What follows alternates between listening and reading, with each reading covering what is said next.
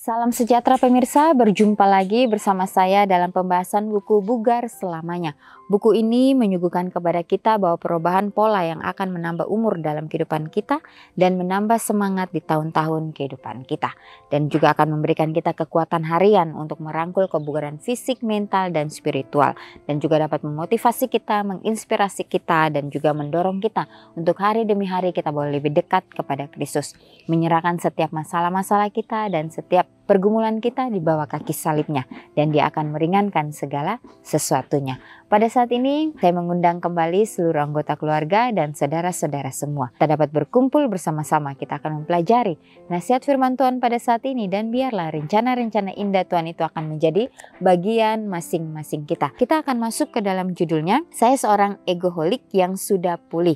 Ayatnya terdapat di dalam Habakuk 2 ayat 3. Sebab penglihatan itu masih menanti saatnya, tetapi ia bersegera menuju kesudahannya dengan tidak menipu. Apabila berlambat-lambat, nantikanlah itu, sebab itu sungguh-sungguh akan datang dan tidak akan bertangguh. Seperti anak yang hilang, saya membenci gereja dan kehidupan rumah saya yang keras. Saya ingin membebaskan diri. Beri saya ruang, teriak remaja ini. Jadi orang tua saya memberi saya space atau ruang, dan itulah awal kejatuhan saya. Smart, pintar, manfaat dari rumah yang ketat dan sekolah privat. Physically correct, benar secara fisik, vegetarian, atletis, tinggi, berkulit hitam, dan menurut beberapa perkiraan enak dipandang. Articulate, pandai berbicara, berpengalaman, cerdas. Charming, karismatik, menarik dan pekerja yang tidak malu-malu.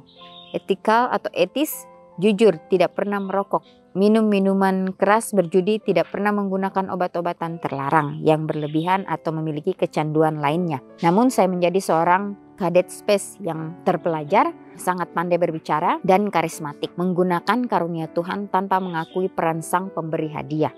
Saya adalah seorang egoholik. Jadi inilah ada seorang anak, bagaimana dia dididik di dalam kehidupan rumah tangganya sangat keras, dan dia ingin membebaskan diri. Jadi dia mengatakan atau dia berteriak, berikan saya ruang. Jadi orang tuanya memberikan dia ruang, dan itulah awal dari kejatuhan anak ini. Jadi anak ini adalah seorang egoholik. Egoholism, keharusan untuk bertindak dan atau bereaksi berlebihan karena perasaan tidak cukup. Hal ini dapat ditunjukkan dengan cara ego yang besar, kesombongan, rasisme, seksisme, keegoisan, tidak mendengarkan atau kedangkalan. Itu bisa juga dinyatakan dengan cara ego kecil. Penundaan, kata-kata kotor, manajemen waktu yang buruk, godaan, atau sekedar ketidakberdayaan. Kata cukup tidak pernah cukup, apakah itu uang, perhatian, pakaian, pemukulan, gelar, seks, atau bahkan kehadiran di gereja. Jadi pada bulan Januari 1987, saya hidup mewah dan menghabiskan uang dengan bodoh sambil bekerja untuk firma hubungan masyarakat terbesar di dunia yang berada di Chicago. Kemudian semuanya hancur dan saya merangkak kembali kepada Tuhan melalui sebuah hadiah, Alkitab Pemulih Hidup, yang membahas perilaku adiktif dari tokoh-tokoh Alkitab. Saya belajar bahwa tanpa Tuhan, antusiasme kerohanian Alkitab hanyalah embusan. Pada usia 40 tahun saya akhirnya menetap dan menikah. Istri ampelas saya, Elaine, dengan susah payah mulai menghaluskan sisi saya yang kasar. Sebagai seorang pengusaha baru pada tahun 2001, saya langsung memperoleh dan kehilangan kontrak besar dan diberitahu, bakat bukanlah masalah Anda. Sekali lagi, ego saya tergelincir. Peringatan ini akhirnya memaksa saya untuk mengakui kecanduan dan mulai mengempiskan ego saya melalui Kristus. Jadi model pemulihan saya dimulai dari atas. Targetkan masalah Anda, ambil kendali penuh atas hal itu dan ambil langkah maju untuk mengubah lemon yang asam menjadi minuman jeruk segar. Saya masih berjuang dengan keegoisan, penundaan, kesombongan, disorganisasi, kontak mata yang buruk, tetapi saya sedang dalam masa pemulihan dan rasanya menyenangkan. Jadi suatu cerita yang luar biasa pada saat ini kembali lagi mengingatkan kita sebagai umat-umat Tuhan. Di sini orang ini ia mengalami suatu hal yang sangat-sangat buruk di dalam kehidupannya. Ya, dia tetap mempertahankan setiap keegoisannya. Ya, dia mencari jalan-jalannya sendiri. Ya, sehingga pada saat dia mencari jalan-jalannya sendiri, akhirnya dia pun merasakan suatu hal yang kosong di dalam kehidupannya. Dia tidak bisa lagi melakukan apa-apa karena segala sesuatunya sudah habis, sudah hilang dari kehidupannya. Sehingga pada saat dia berumur 40 tahun, ya disinilah baru dia menyadari ya bagaimana dia menikah. Kemudian di sini dengan susah payah istrinya Ellen ini mulai menghaluskan sisinya yang kasar. Sebagai seorang pengusaha baru di tahun 2001, ya dia memulai lagi hidupnya, ya atau memulai pekerjaannya. Ya sekali lagi ego saya tergelincir. Dia kembali lagi merintis karirnya. Ya peringatan ini akhirnya memaksa saya untuk mengakui kecanduan dan mulai mengempiskan ego saya melalui Kristus. Ya, jadi dia mulai kembali ya membuka akan Alkitab. Dia membaca akan setiap tokoh-tokoh di dalam Alkitab. Dan itu membuat suatu kedamaian di dalam dirinya. Sehingga dia mau untuk mempunyai roh kerendahan hati lagi. Untuk menghempaskan setiap ego-egonya. Kembali lagi belajar untuk dapat merasakan kasih Kristus di dalam kehidupannya. Ya inilah juga mungkin yang terjadi di dalam kehidupan kita sebagai umat-umat Tuhan yang hidup di akhir daripada dunia ini.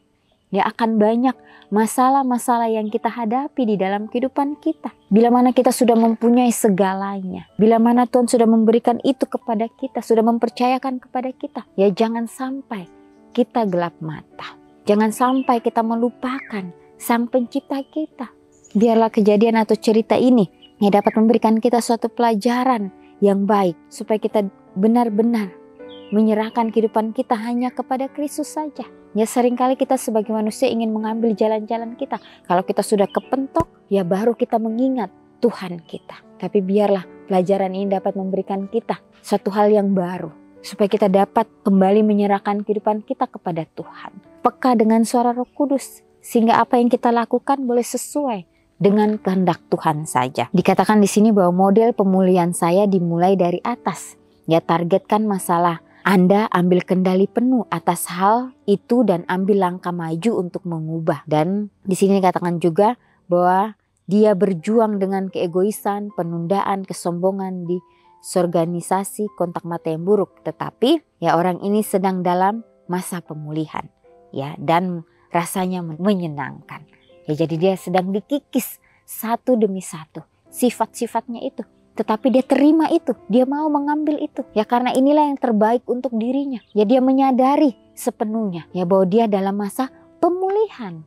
Biarlah kita juga boleh mendapat suatu pelajaran yang indah ya dari cerita ini.